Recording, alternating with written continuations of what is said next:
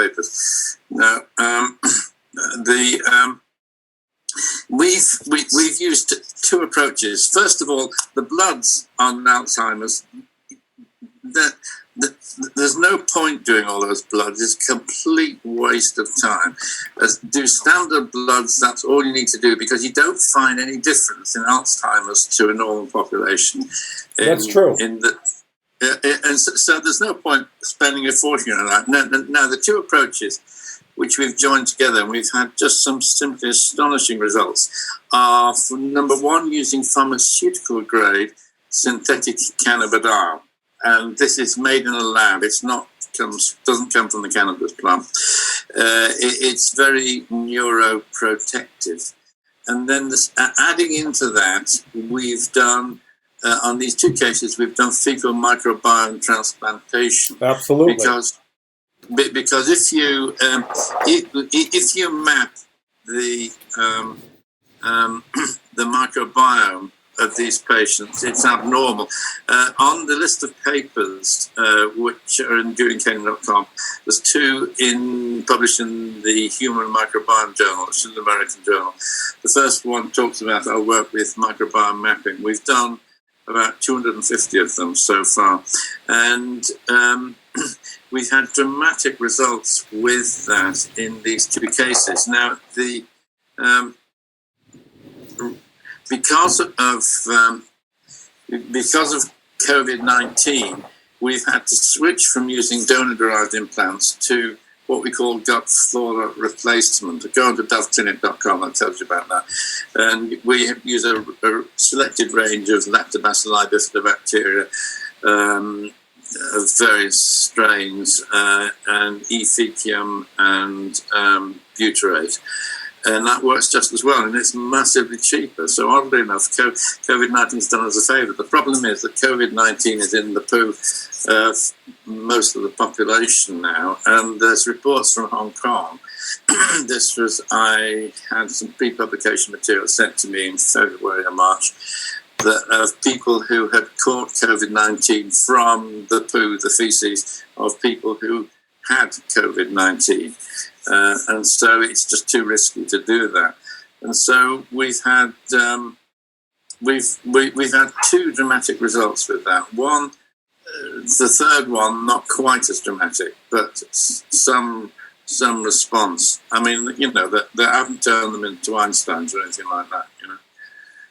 Well, we're using Marco Ruggiero. He's this Italian-American guy, MD, PhD, that developed the Bravo probiotic, which has GC-MAF, and it has 230 strains, and then also his immuno product. And that seems to be, I believe in the fecal transplants, but we can't get that here unless someone has C. diff. We have the so-called Open Biome Project, and that's... I know all about that. That was supported by Tom Barodi over in Australia. The problem with the oral probiotics, you need trillions in the gut, not billions. The oral thing does not work, right. Which is why we put massive amounts in through the sigmoid colon. That's the only thing that works, because you can't get trillions by mouth. You just everybody's they've got the world's best probiotic and all. No, I know. So we just use this one because it has more strains, and it's a yogurt, and they just take it every day. But actually, can you just tell me the name of that particular probiotic? Go on. Bravo. So if you look up Bravo probiotic yogurt, Marco Ruggiero, he's getting. Hang on, let me write that down. Bravo probiotic. Yep. And it's the name of the doctor is Dr. What's his name? I'm just writing you a note in the message. Yeah. Dr. Marco Ruggiero. Yeah. Okay. Yeah. Okay. Ruggiero, whatever. Ruggiero. Yeah. Yeah. Okay.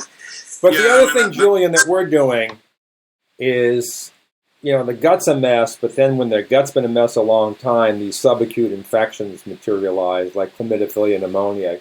And the only reason why I do those testings is to look at the white blood cell counts and the neutrophil to lymphocyte ratios, really, just to see if there's probably an infectious etiology. And, Dr. Tremp and I at Harvard wrote the book on Alzheimer's, and we showed, that, there's a 31 group consensus panel that says infection's a big part of this. So we test for chlamydia pneumoniae, mycoplasma, Lyme disease. Mrs. Rothschild was seeing Dr. Tremp for her macular disease, and she had a rickettsial disease that came from rat feces. We thought might have been from during the Blitzkrieg, and she was in the tubes of London.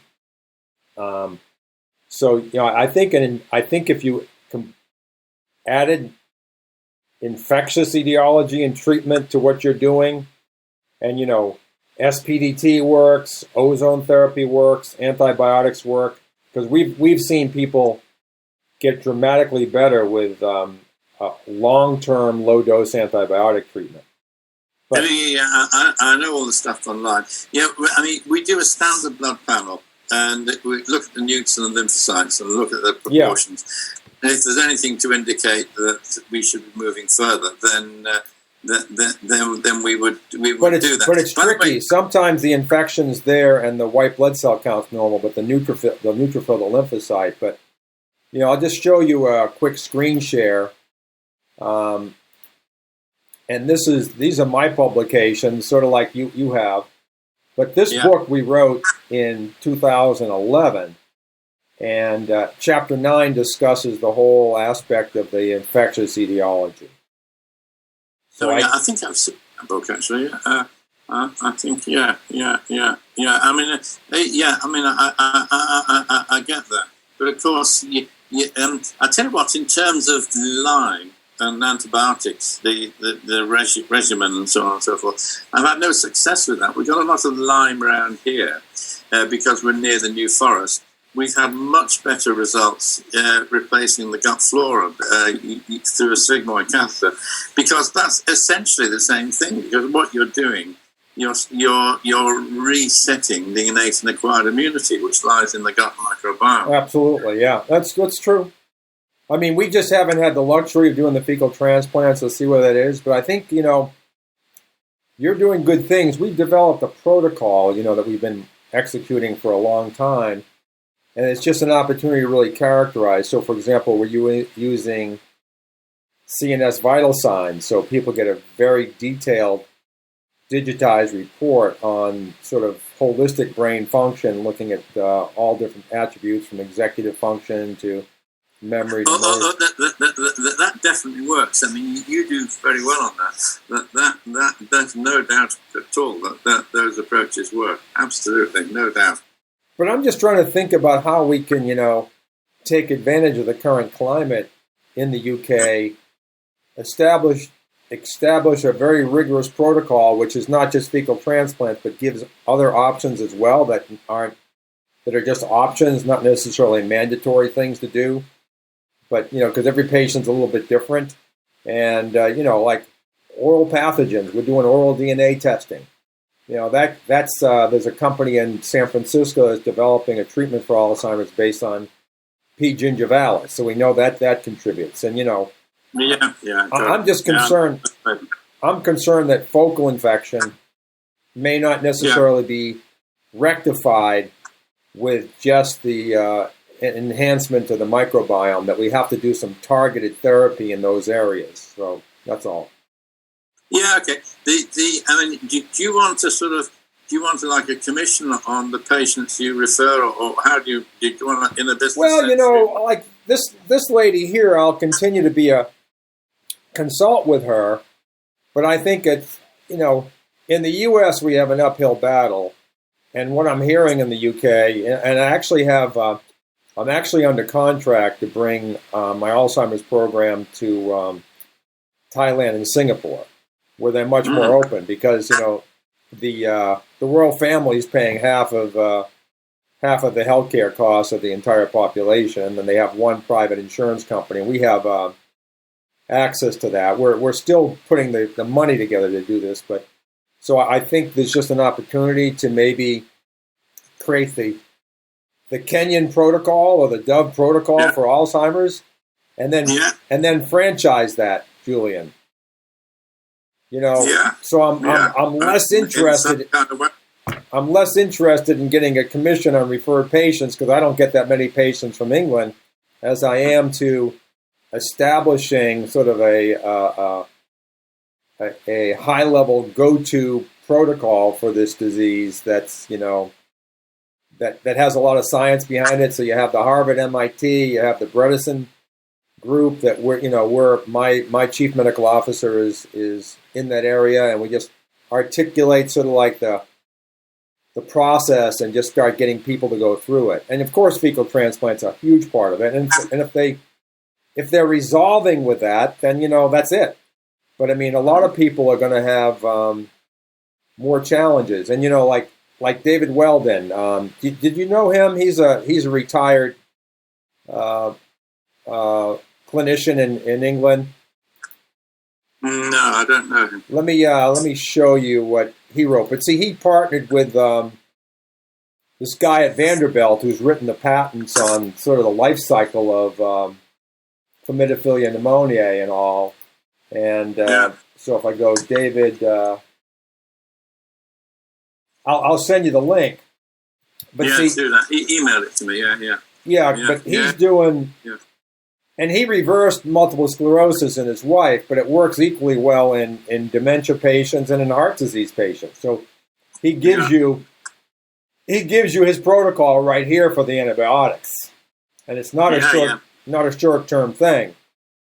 But it's well documented that if you treat Lyme with this, for 3 weeks, you're not going to get any results. But you got to. What our theory is when they go intracellular. That's when they're dormant, but they have to come out, and so you have to keep a pharmacologically elevated level of anti-infective. That's why something like ozone may work, but it's really an acute treatment. I agree with the intracellular thing. The intracellular thing is almost certainly driven by cell wall deficient bacteria. Doxycycline works against those, and but in the brain, minocycline is better because it has more blood-brain barrier penetration because it's lipophilic. Yeah. Okay. Yeah. I get that. Yeah. I get. Well, I know you don't. Yeah. I'll send it here, and then I'll send it. I'll send it by here, but I'll also send it to. Oops. And I'll send it to you via that. But I just, maybe we get David Webb and some of your other people to start, we'll just make it a more formalized protocol. We can work together on that and make it and on the website, hey, this is how we do it. And then franchise this to other functional doctors. But, I'm going to send that lady to you. She's ready to go. And, her mother's 84. It's like, when people get to be that age, it's tough, but she is she's committed to try to bring her mom back. So but when I look at her blood count, I know she has infection, and the reason why I do the blood testing is because let's just say fecal transplants are working. If we did the CNS vital signs before and after, and we did the blood test before and after, we'd be able to show the efficacy of those things. So I'll tell you what we're doing from a research point of view. This is kind of related. This is in our chronic fatigue population. We've been given free access to a very sophisticated bacteriology laboratory based in Illinois called Soft Cell Bio, and what we found that they culture the bloods over a sort of 3-month period. It's very expensive to do, but we do 3 cultures, one at 0, one at 3 months, one at 6 months, and they've shown dramatic.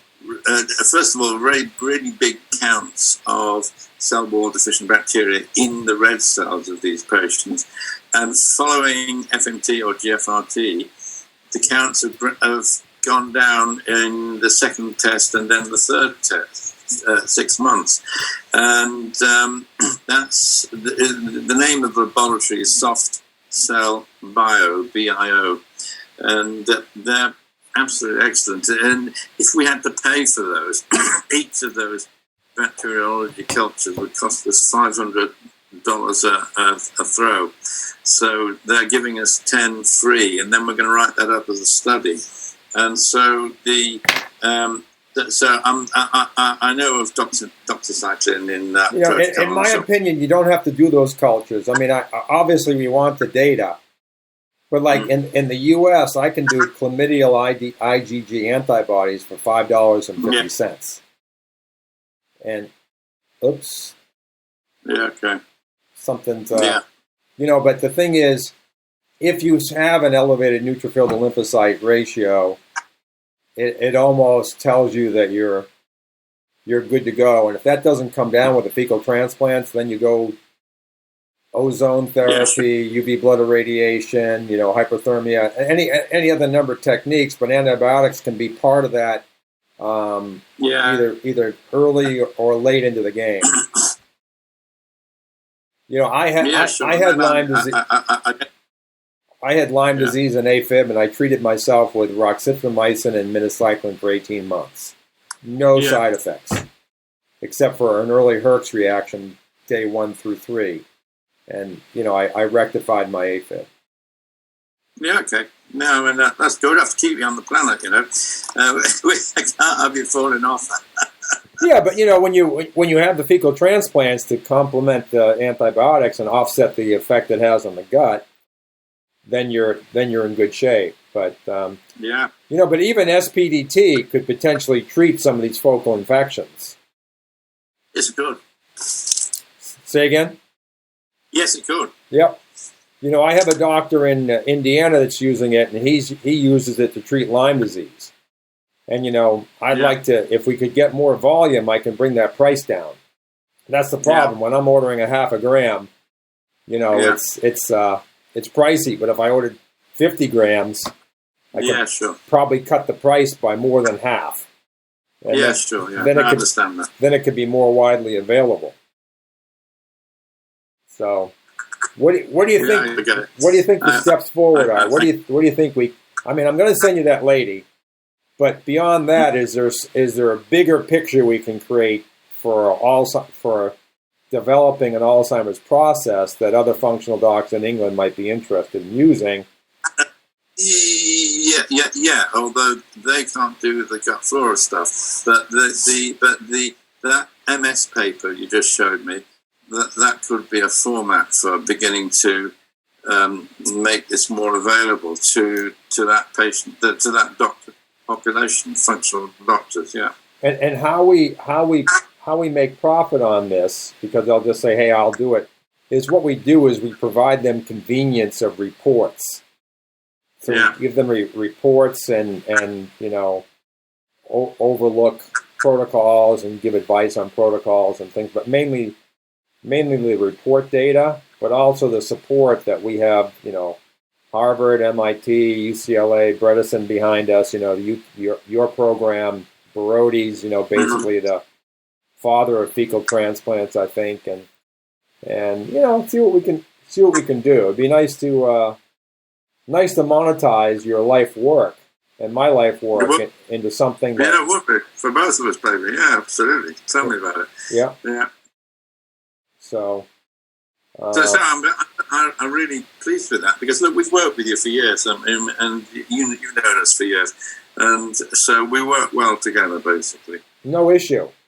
And I'm trying to come over to Europe next June. But the problem is right now I don't know if it's going to be open. Well, I'll be first on the list for the Oxford vaccine, the AstraZeneca one. I think once we'll get a vaccine in place, and then that will come pretty soon, and that will help a lot. We'll always have COVID-19 around, but that's just we've just got to get used to it. Well, I wrote a paper, and we just wrote we're presenting to a large group on it's called Beyond the Mask. And when you look at what COVID's an opportunity too, and this is how we this is how we frame it. Yeah. UC San Francisco shows that when you go from in a community population, when you go from no mask mandate to a mask mandate, COVID cases only go down by 2% in 3 weeks. And it's not because masks don't work; it's because they're not being used effectively or they're not being used. No. So that's step one.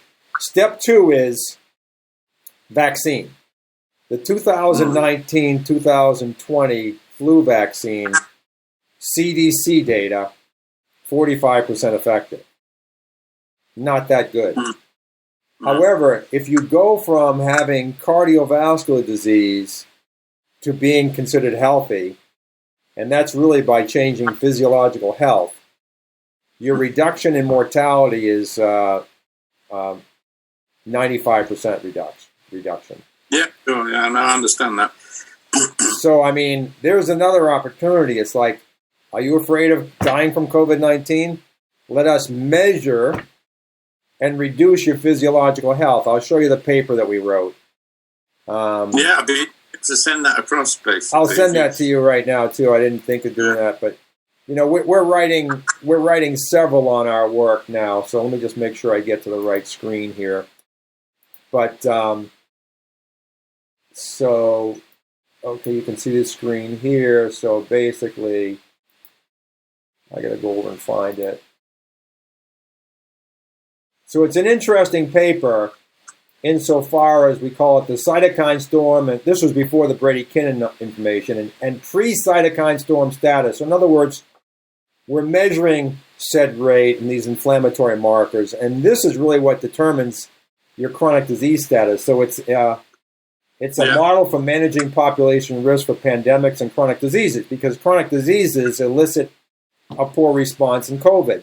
So we're solving both problems at once, but we're using COVID to motivate people to become healthier by working with, like yourself. Yeah, and so email me that paper. That looks very interesting, actually, very interesting. Yeah, I'll email you that, and I'm working on 3 others, but I'll email you. I'll email you what we're working on right now. But probably the most profound thing, Julian, is. Let me see if I can find it, because it's in one of my slide decks. But I just want to show you something that a lot of people don't get when they look at it. But, Harvard Medical School has a protocol for COVID-19 for in-hospital patients, and they're looking at bacterial testing and viral serology. So they're looking at pre-existing burdens of these things, right? And I think that's important. Let me see. Yes, it is. Yeah, absolutely is, yeah. I'm just hoping this has it. I'm not sure. I keep forgetting where we're given. Where you put it. Yeah. Oh yeah, no, we're the most vulnerable. So here's the image, okay? And let me just walk you through it. So what this is percent of people, initial results, things have changed a little bit, but relativistically they haven't. Just because so many people were asymptomatic. But percent of people who die from COVID-19, so when you have high blood pressure, you have a 5.7% death rate. If you have heart disease, you have a 10.5% death rate. Yeah. Okay? Now, this blue is a simple Boolean search of PubMed for the term infection and the condition. So, for example, this is... you put them both in. Yeah, I understand. So this is like 2.8 million papers associating infection with high blood pressure. Yeah. And isn't there a coincidence here that these bar graphs almost match? So what I'm saying is, what this is telling me is that your pre-existing viral and bacterial mycotoxin parasite burden has a profound effect on your resilience towards COVID-19. Yeah, absolutely. Totally, I get that. Yeah. So, and I think we published that in this paper. I just can't quite remember if we did. Yep, we did. So there it is. just turned on its side in black and white. But then the other thing we've done, I'm not sure it's in this paper, but let me pull up a chart and I'll show you the one I'm writing now and send it to you. But let me just pick up the graphic. So this is where we could make, sell something, our algorithm, because what this is, we do a risk assessment and we give a numerical grade we give a numerical risk score for every question and answer. Yeah. And then we convert that to a letter grade. So what we do is we give you what we call your chronic risk portfolio grade. Okay, and obviously an F has more risks and higher risks than an A. These are life risks. And then this is what we call our chronic disease temperature risk score. So what we've done is we've taken the major blood labs that are predictive of chronic disease, the white blood cell counts, the fibrinogen, the D-dimer, the SED rate, and we've looked at that from where does this marker show an increase in early mortality from good population studies. And so we amalgamate them into a single score. This is where I think we can sell. So what we're showing here is the score in a population, and this is 240 people, versus risk grade. And when you lower the risk grade, their physiological score comes down. Yeah. And then we show things like, we're reversing rheumatoid arthritis, we're reversing psoriasis, we're reversing fibromyalgia, we're reversing a lot of these other things. But this is the kind of process that I think we can sell for both dementia and COVID. Just food for thought. Yeah. Yeah, I mean that makes a lot of sense. But see, what we've done is kind of institutionalize it. So the clinician can run the test that we tell them to do. We run the report. But we also run the online survey, which can be done anywhere in the world on a phone or a computer. And we give the clinician that report, which basically gives them a care plan. Yeah. When we run the survey, the output is a care plan. Yeah. So we try to make something saleable. So I'll just give you a quick example of what that looks like. I mean, we're working to improve it every day, but in terms of the way it looks, but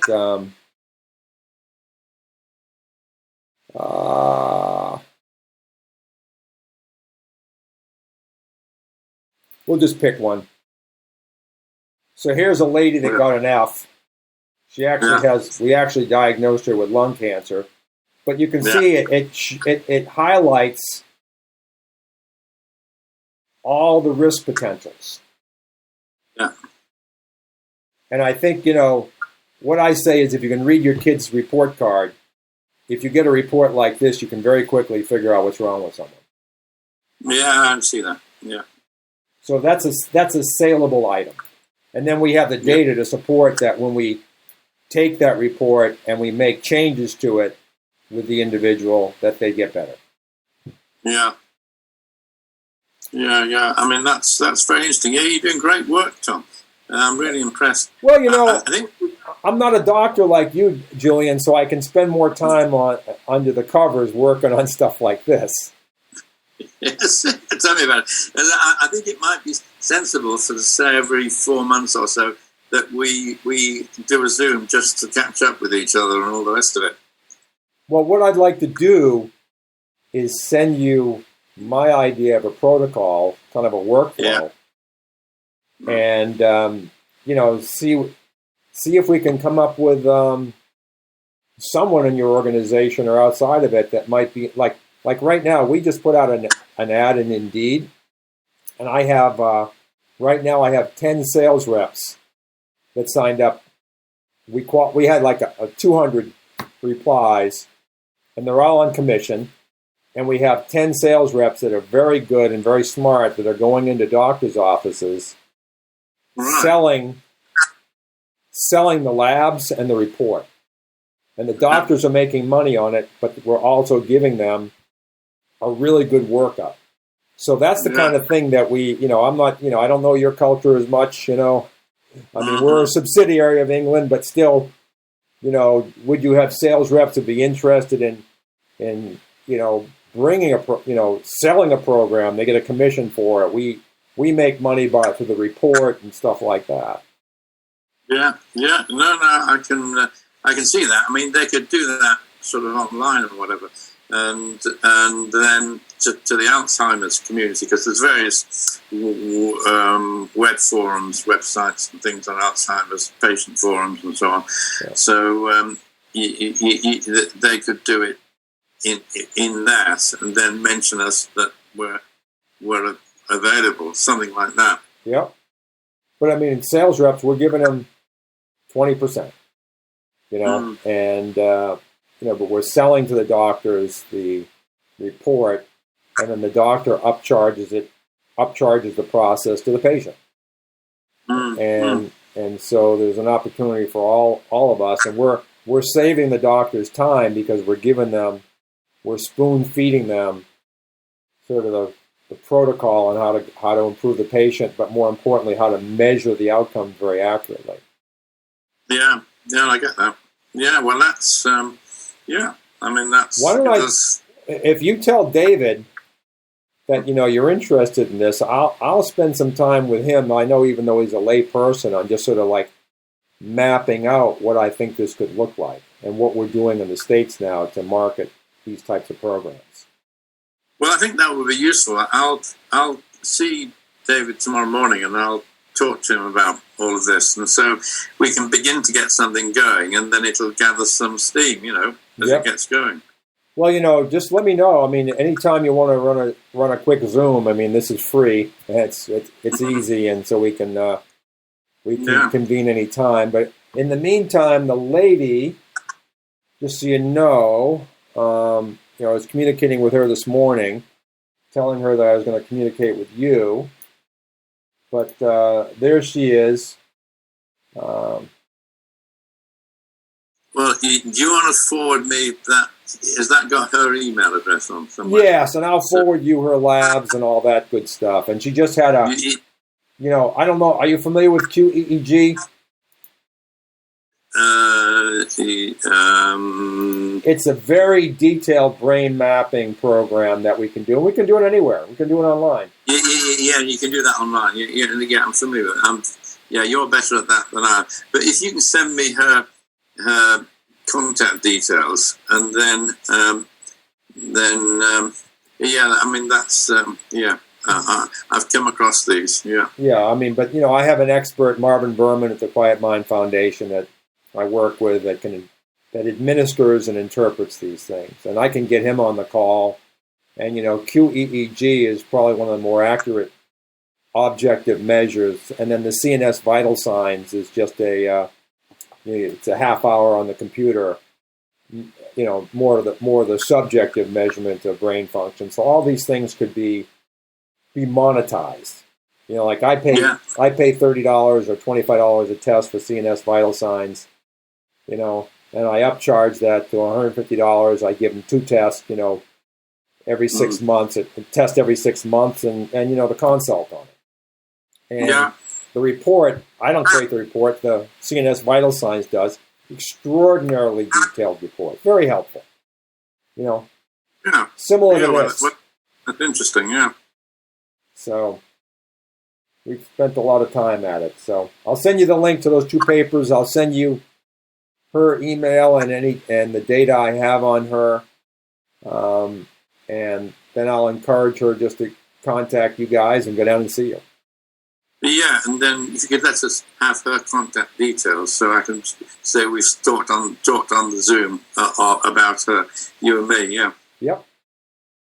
Can do. That would be great, Tom. That's great. You're doing great things. I'm really impressed. Trying. It's just Dr. Tremp had this all figured out 20, 30 years ago. And he was just like you, Julian. Great clinician, helping the next person that rolled in. And I've been trying to sort of like create the model of scalable model around it. It's not been easy because in this country the second you say you don't take insurance, 95% of the older people just say, well, I'm out. But that's just the way it is. But, Bredesen's been successful with his so-called Recode program. And one of the things we can do, Julian, is not just franchise, but, do paid doctor training on protocols. And Bredesen has done extraordinarily well on that. Yeah. Yeah, that's interesting. The name of that Harvard doctor, he was Dr. Trump, is that right? Trempe. Tremp. Tremp. Yeah, with him, because at least it wasn't Trump. Yeah, no, we don't have any conflict there. But yeah, he was the ophthalmologist at Harvard who was treating. I know who he is. Yeah. I was just thinking about the spelling of his name. Yeah. Properly we call it Trempe, because of the French Canadians. Yeah. But anyway, hey, great talking to you. Let me organize something for you, and I'll talk to David and see if because he and I have been bantering about this now for a year, so. Yeah, well, let's do that. And right, Tom, really great to talk to you. Likewise. Thanks. Bye. All right, Julian.